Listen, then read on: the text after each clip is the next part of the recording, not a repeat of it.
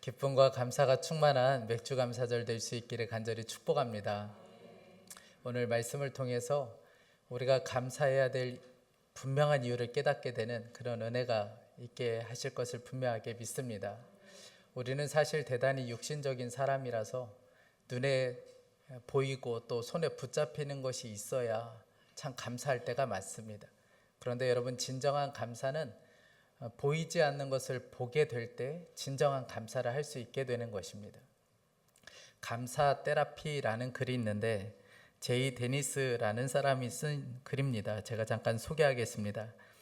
당신이 많은 세금을 내야 한다면 감사하십시오. 당신에게 안정된 직장과 사업장이 있다는 말입니다. 당신의 몸무게가 들어 옷이 맞지 않는다면 감사하십시오. 당신은 먹을 것이 넉넉한 인생을 지금까지 살아온 것입니다. 세탁할 옷이 집안 한 구석에 쌓여 있다면 감사하십시오. 당신에게는 적어도 갈아입을 옷의 여유가 있다는 뜻이기 때문입니다. 당신이 멀리라도 주차할 수 있는 공간이 있다면 감사하십시오. 당신에게 잠시라도 운동할 기회가 주어졌기 때문입니다. 당신에게 불평할 대통령이 있다면 감사하십시오. 당신은 자유롭게 평가할 수 있는 나라에 살고 있기 때문입니다. 교회 뒷자리에 앉은 교인의 찬송가 음정이 틀리면 틀린다고 감사하십시오. 당신의 청각이 정상이기 때문입니다. 아침에 자명종 소리가 고통스럽게 들리거든 감사하십시오. 당신에겐 일할 수 있는 새로운 하루가 다가오고 있기 때문입니다. 여러분, 감사절이 되어도 감사가 안 되는 것은 보이는 것만 가지고 우리가 감사하려고 하기 때문에 그렇습니다.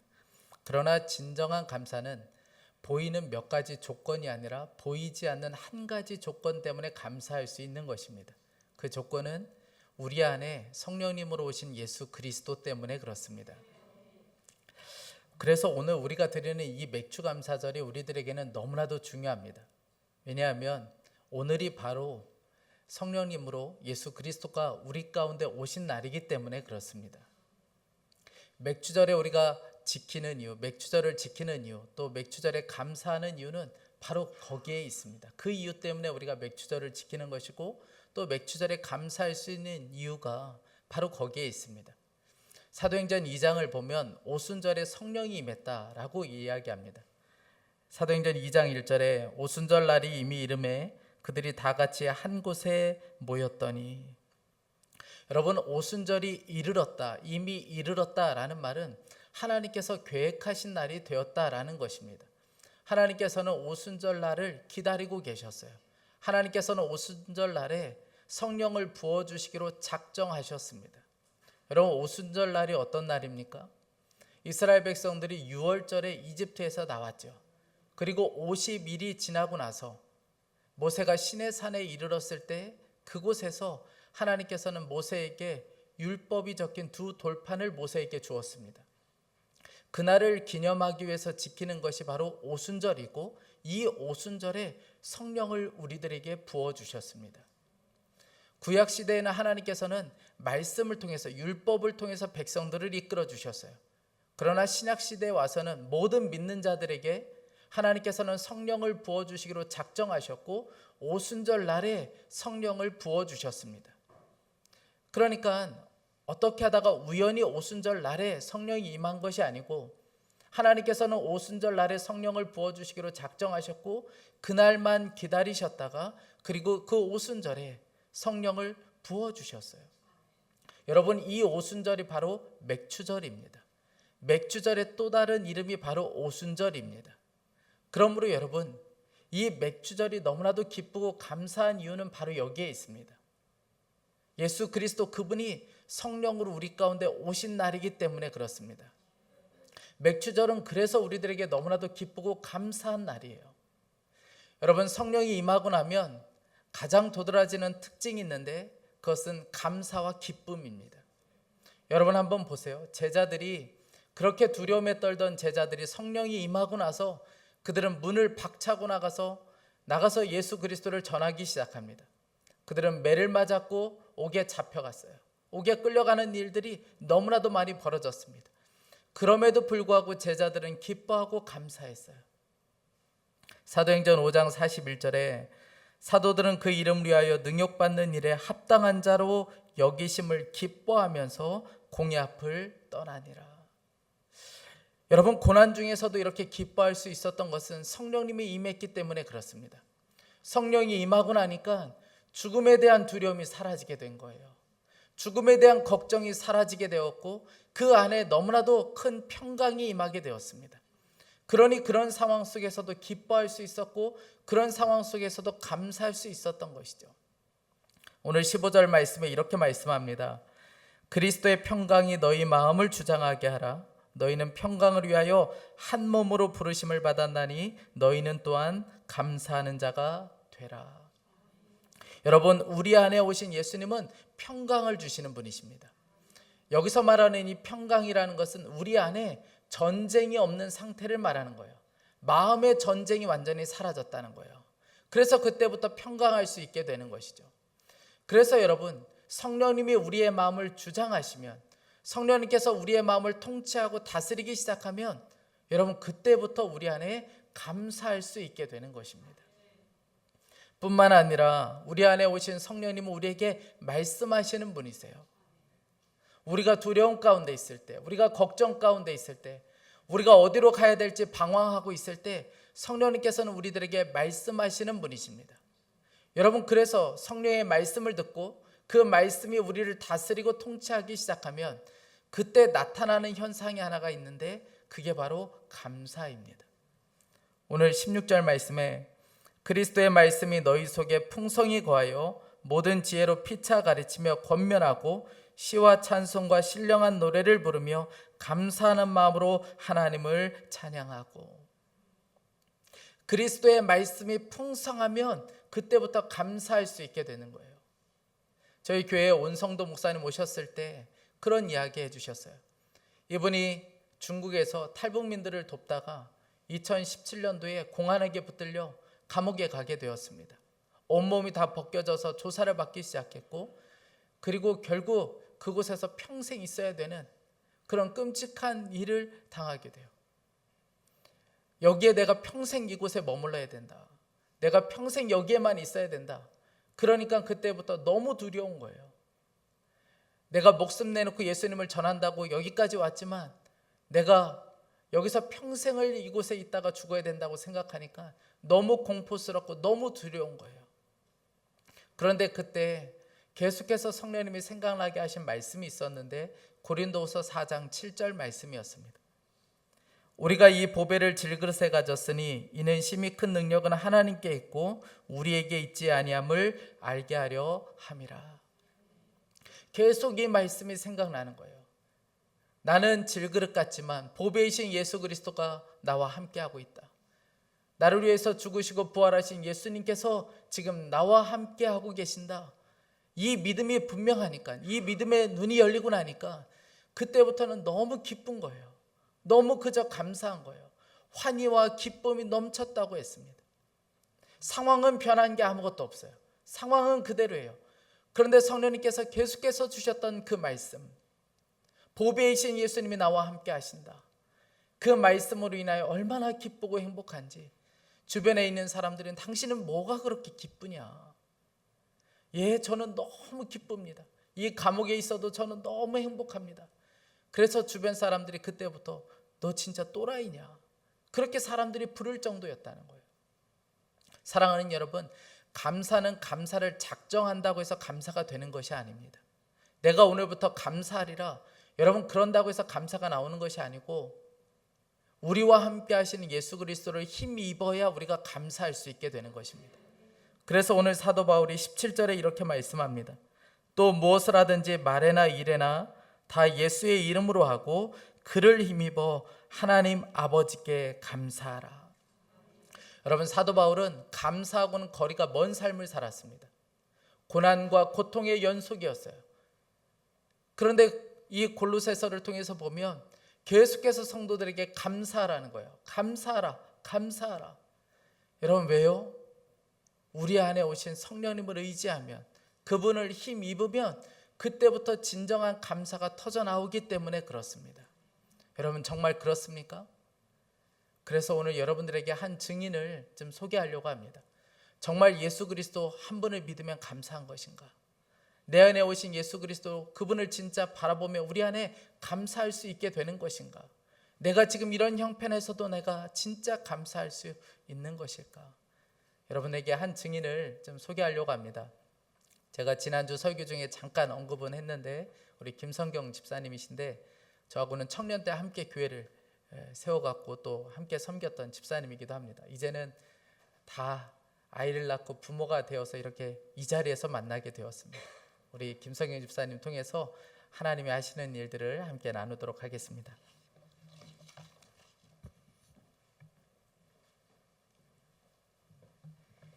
네, 주님의 이름으로 인사를 드립니다. 앞에서 소개해 주신 것처럼 저는 북정동에 위치한 선한목자 교회를 섬기고 있는 김성경 집사입니다. 먼저 저희 아이를 잠깐 소개를 해드려야 될 것 같아요. 저희 아이는 딸아이고요. 이름은 우예랑입니다. 예수님의 사랑이라는 뜻을 품고 있습니다. 저희 아이는 18번 염색체가 3개인 에드워드 증후군입니다.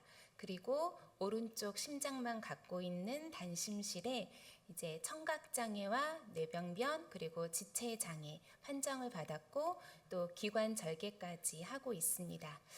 아이가 처음 에드워드인 것을 알게 된 것은 임신 중반쯤에 정밀 초음파 검사를 실시하는데 이때 문제가 있는 것을 알게 됐습니다. 너무 놀랐습니다.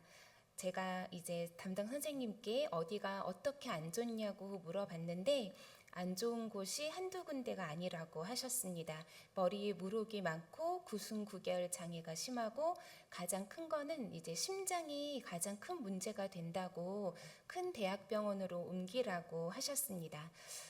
너무 주체할 수 없는 충격과 슬픔 속에서 제가 이 소식을 신랑에게 전했고 그날 저녁에 신랑이 집에 왔을 때 다시 한번 상황을 나누고 그때 제가 했던 말이 예배 드리자라고 신랑에게 얘기를 했습니다.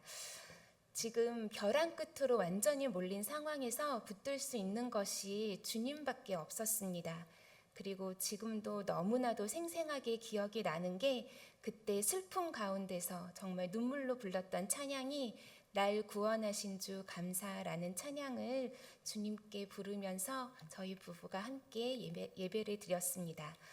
그리고 다음 날 주님의 도우심의 손길을 통해서 조금 더 큰 병원으로 가서 다시 정밀 초음파 검사를 진행을 했고 역시나 같은 소견을 받았고 바로 양수 검사를 진행을 하고 일주일 있다가 이제 정확한 결과를 전화로 통보를 받았는데 그때 에드워드 증후군이라고 이제 통보를 받았습니다.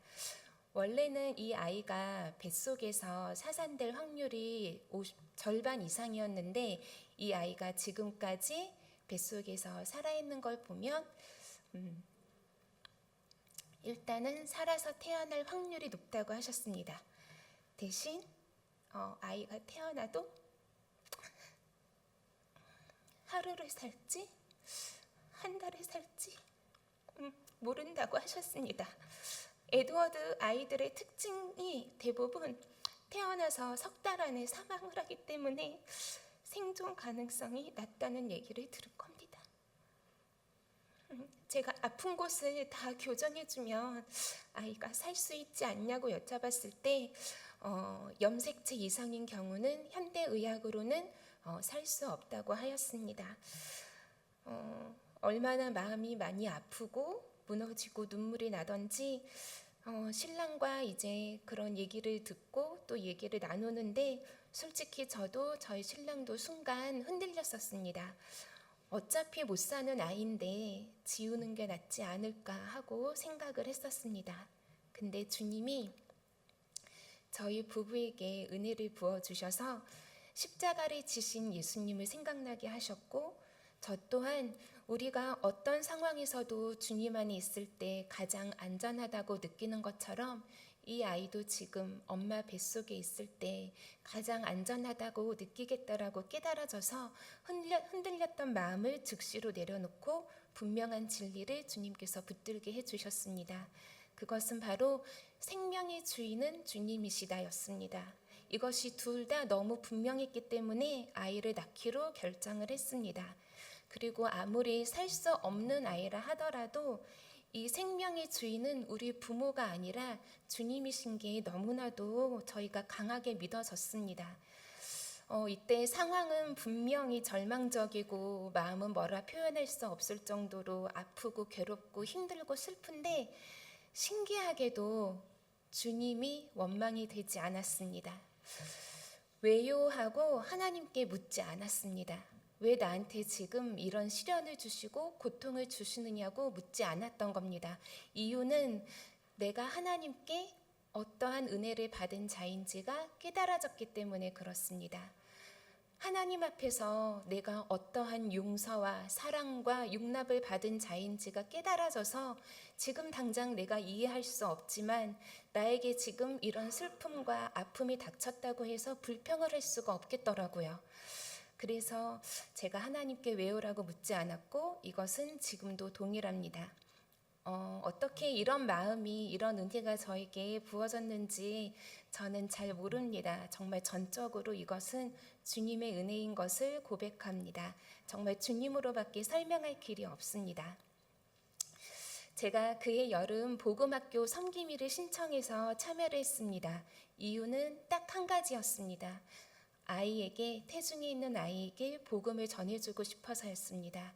아무리 작고 작은 생명이라 하더라도 결국에는 복음이 가장 중요하고 복음이 전부라고 믿어졌기 때문에 그랬습니다. 복음학교에 참여하는 매 시간 찬양하고 또 말씀을 듣는데 그냥 눈물만 났습니다. 그러던 중에 십자가를 참으신이라는 찬양을 부르는데 그 찬양을 통해서 하나님이 저에게 하나님의 마음을 부어주시는 거예요. 아이를 향한 하나님의 마음.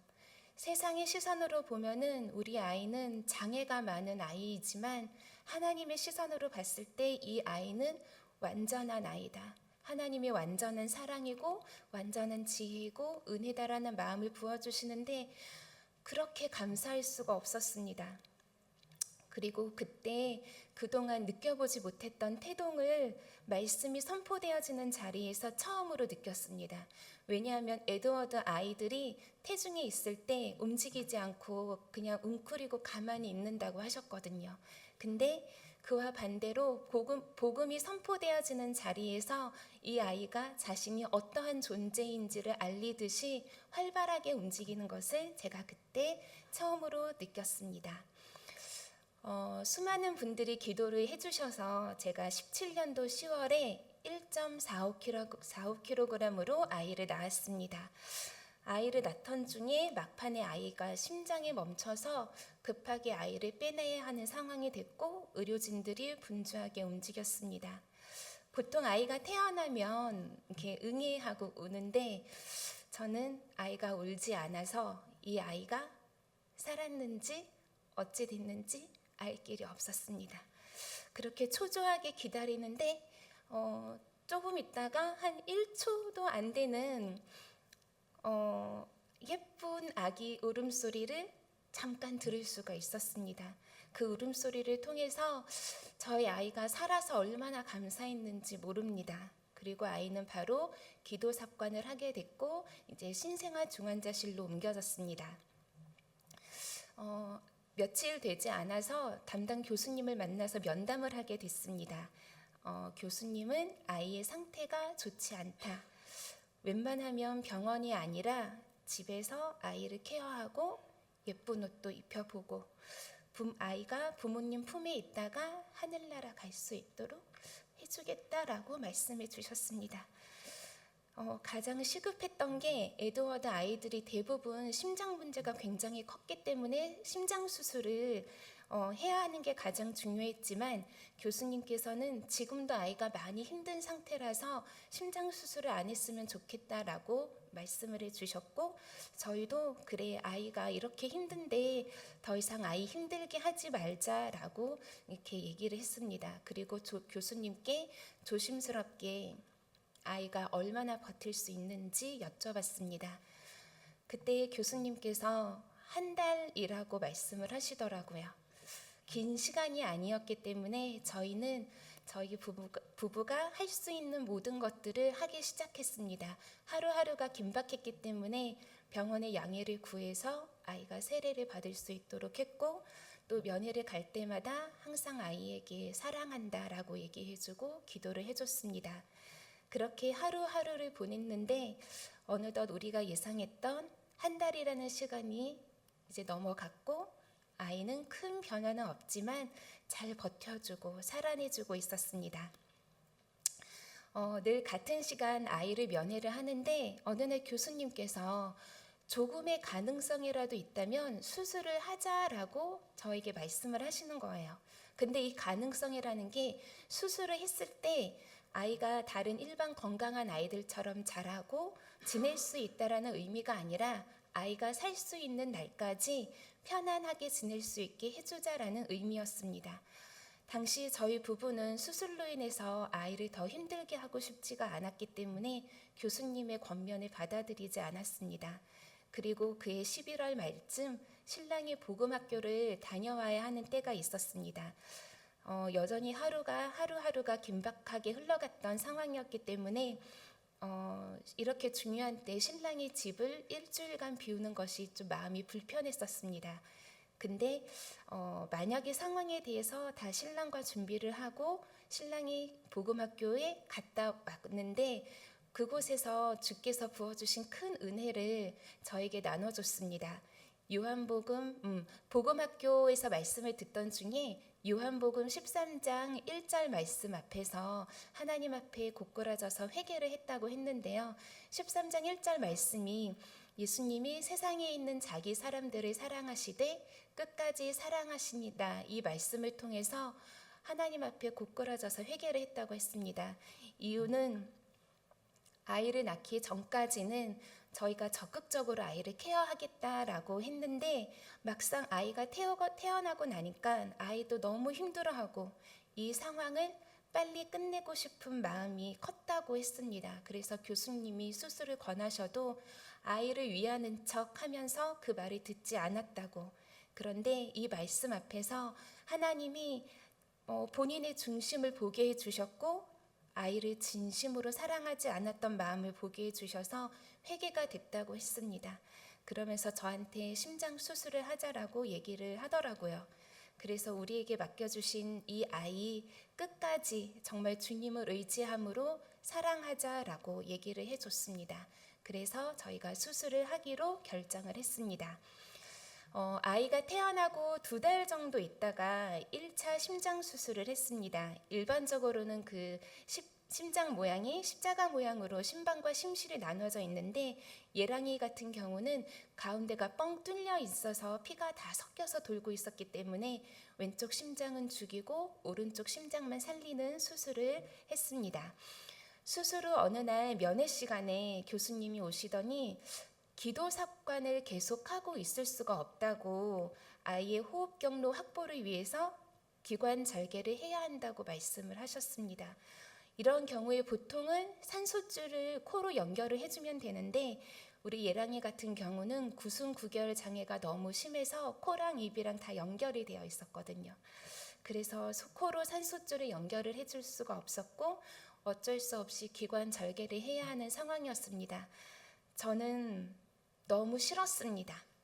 왜냐하면 아이의 목소리를 제대로 들어보지도 못했고 또 기관 절개를 하면은 말을 못하기 때문에 너무너무 싫어서 교수님께 다른 방법이 없겠냐고 물었었습니다.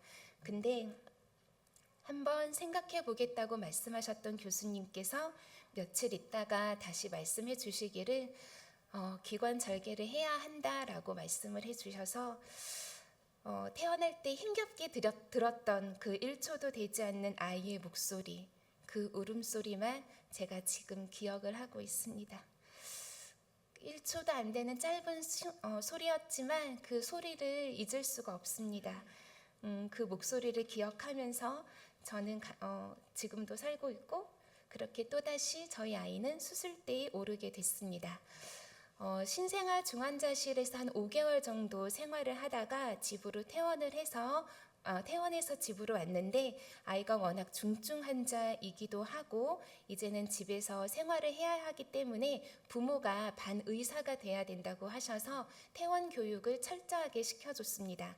그런데 의료진 없이 아픈 아이를 케어하는 것은 결코 쉬운 일이 아니었습니다.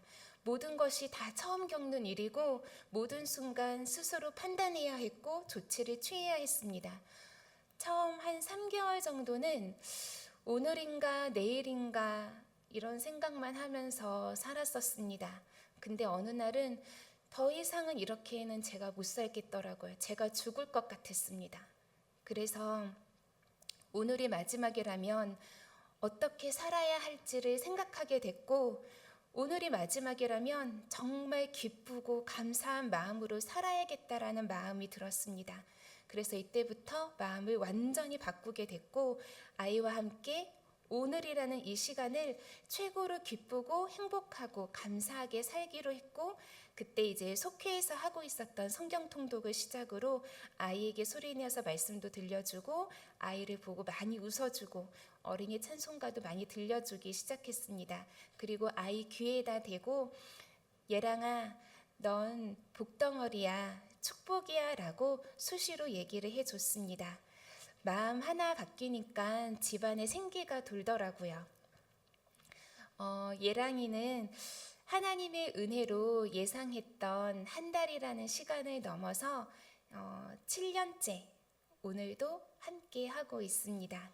주님께 감사이고 정말 영광입니다. 이 은혜가 그냥 저에게 주어진 것이 아닌 것을 압니다. 정말 이름도 얼굴도 모르는 수많은 중보기도자분들의 그 기도로 오늘이라는 시간을 저희 가정에게 주님이 허락해 주신 은혜인 것을 압니다.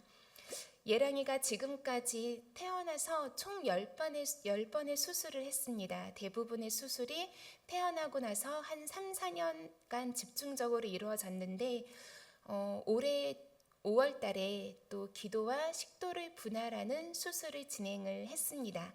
이 수술을 하기 전까지는 기존의 기관절개를 하고 있었던 것과 더불어서 연하라고 이제 삼킴이 전혀 되지 않는 상황이었었습니다.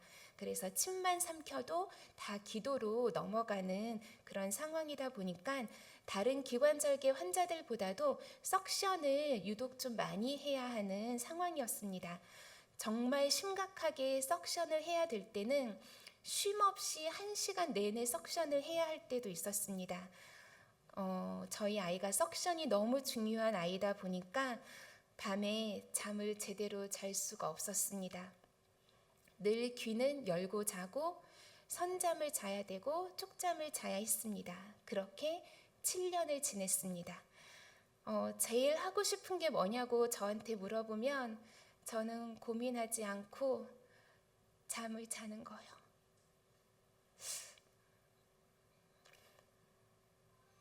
아무것도 신경 쓰지 않고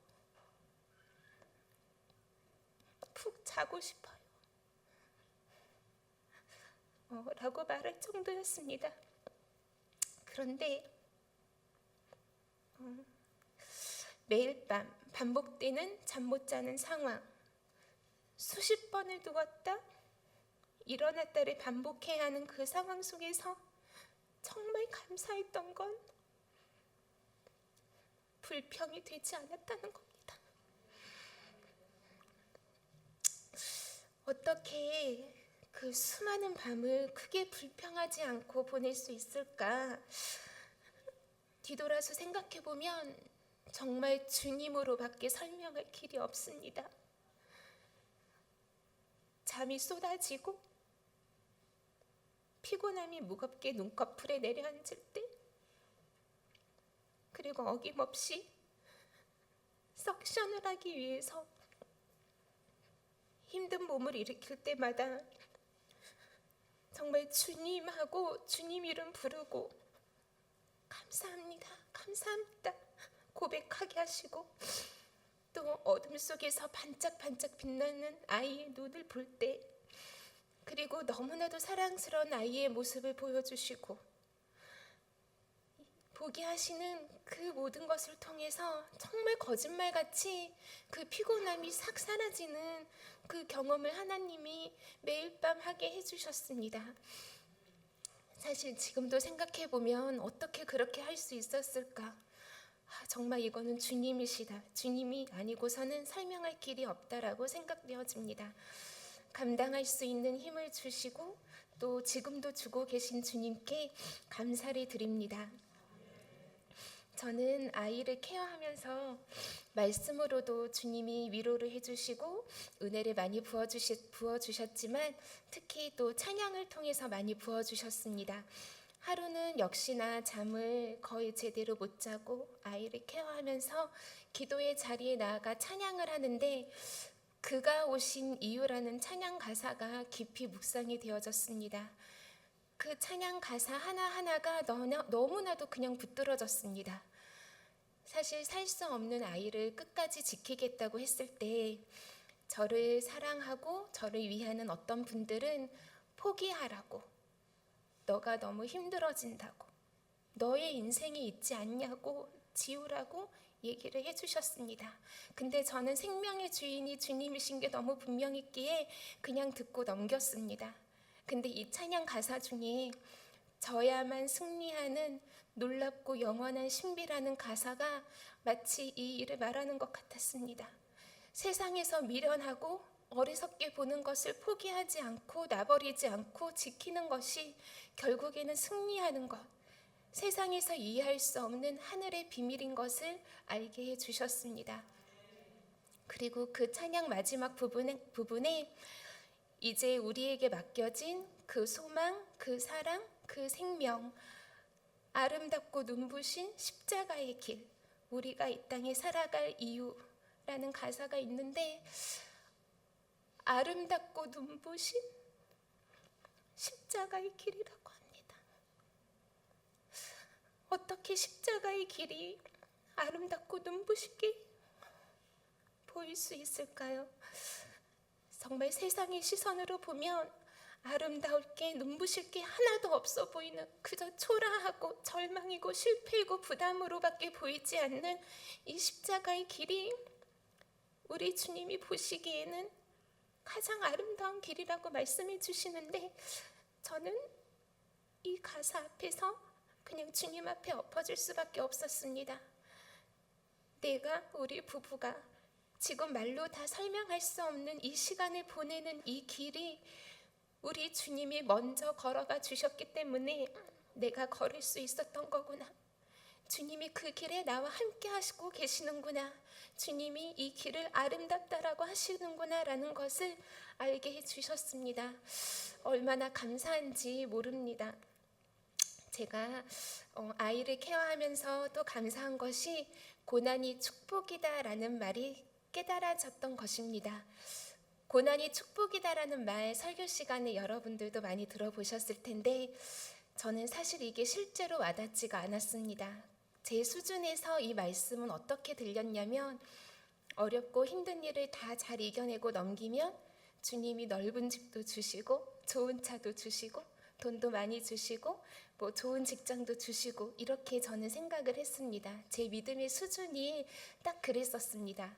그런데 어느 날 이 말이 깨달아지는 은혜를 부어주셨는데 저희 가정이 정말 매일매일 이 아이로 인해서 얼마나 감사가 넘치고 기쁨이 넘치고 웃음이 넘치는지 모릅니다.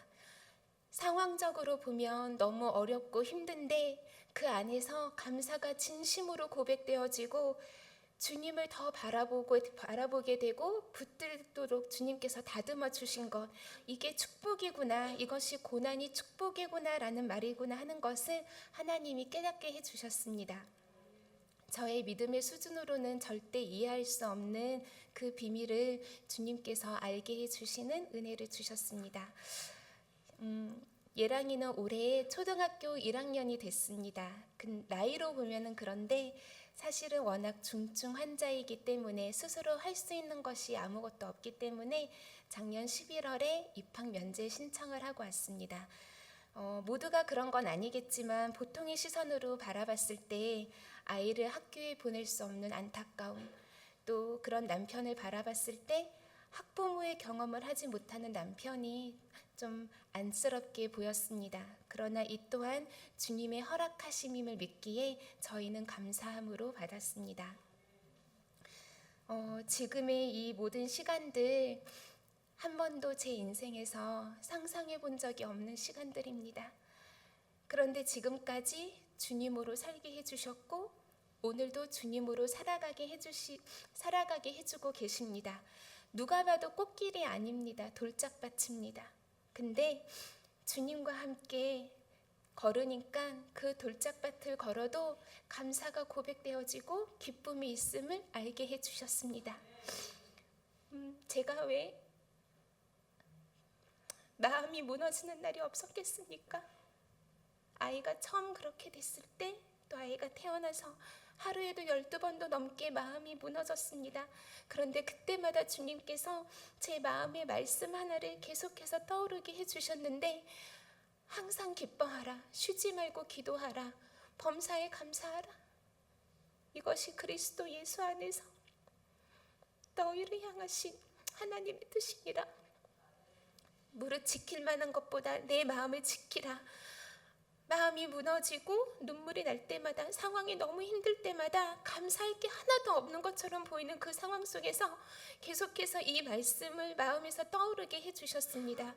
내 머리와 경험으로는 모든 것이 다 이해되어지지 않아도 하나님의 뜻이 이거라고 하니까 그냥 믿음으로 붙드니까 주님께서 그 믿음 그대로 주님으로 순종하게 해주셨습니다. 그렇게 주님만 바라보면서 한 걸음 한 걸음 걸었더니 여기까지 걷게 해주셨습니다. 아이를 케어하고 병원 외래를 다니는 일 등등 정말 말로 설명할 수 없는 정말 어려움이 너무나 많은데 그때마다 불평하지 않게 하시고 눈물을 먹으면서 주님이 아시죠? 다 아시죠? 주님만 아시면 돼요 하고서 주님께 마음을 올려드렸습니다. 주님이 저의 마음과 생각과 입술을 지켜주셔서 얼마나 감사한지 모릅니다. 상황이 굴복하여서 절망 가운데 나의 몸과 마음을 내던져버리지 않고 그 상황 속에서도 여전히 나를 사랑하시는 주님을 바라보고 붙들게 해주셔서 감사하고, 또 주의 말씀대로 모든 일에 감사로 고백하여 나아가게 해주신 것이 얼마나 감사한지 모릅니다. 내가 할 수 있는 자였기 때문에 가능했던 것이 아니라 말씀 한 구절, 정말 그저 그 감사하라는 말씀 한 구절 붙들게 해주신 그 주님의 은혜 안에서 주가 행하여 주신 주님의 일하심인 것을 고백합니다. 저는 주님이 결코 실수하신 시간이 아니라는 것을 믿습니다. 신실하신 하나님, 실수가 없으신 좋으신 나의 주 하나님을 신뢰하고 찬양합니다. 주님이 우리 예랑이에게 허락하신 시간이 언제까지인지 저희는 알 수가 없습니다. 그러나 늘 마음 한켠에 주님이 이 아이를 부르시며 내어드릴 마음을 품고 삽니다. 그렇지만 우리 부부는 이 시간의 주인 되시는 주님만 신뢰하고 주님만 바라보며 주님이 우리를 향하신 뜻인 항상 기뻐하고 쉬지 말고 기도하고 범사에 감사하며 주를 예배하며 사는 것이 매일 우리 부부가 해야 되는 일인 것을 고백합니다. 왜냐하면 우리 주님은 우리의 어떠한 상황 속에서도 그 상황을 뛰어넘어 예배받기 합당하신 분이시기 때문에 그렇습니다. 지금까지 이야기로만 들려드렸던 저희 예랑이를 영상으로 소개해드리고 싶습니다.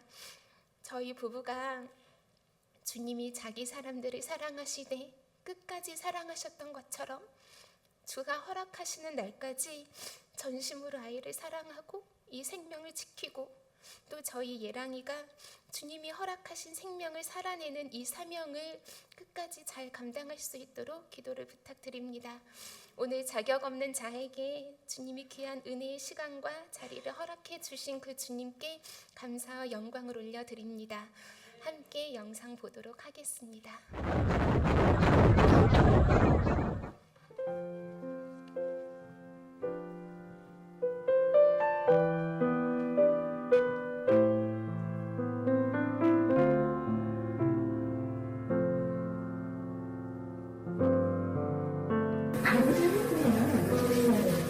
이방아, 아빠 손잡고 왔어.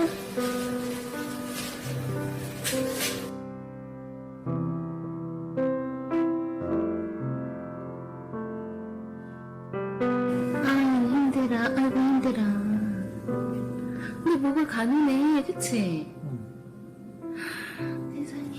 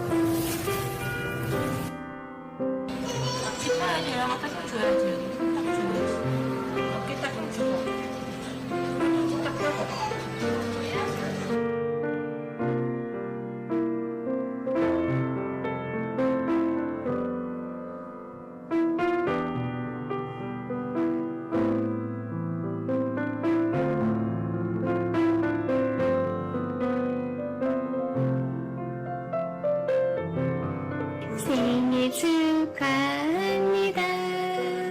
생일 축하합니다. 사랑하는 예랑이. 서로 되게 좋아한다.